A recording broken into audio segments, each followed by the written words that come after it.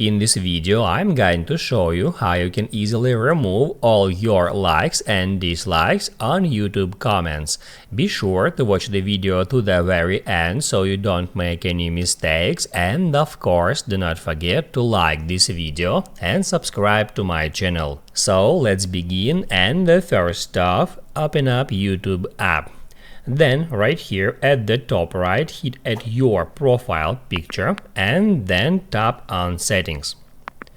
Then go to manage all history. That will open up Google account within YouTube app, and it may ask you to enter your username and password if you do it first time.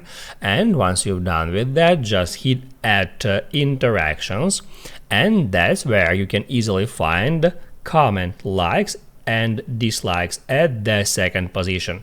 You can just tap on it and you will be taken to this page where you can easily find all your likes and dislikes on YouTube comments. You can scroll down to check the whole history, and if you want to hide some like or dislike from that history and also remove it from the comment, all you have to do is just hit at that cross icon, and in that way you can easily remove any your likes and dislikes at any comment. Now you can write down in the comments below if you have any questions about the tutorial, hit the like button if you liked that video, and see you in the next one.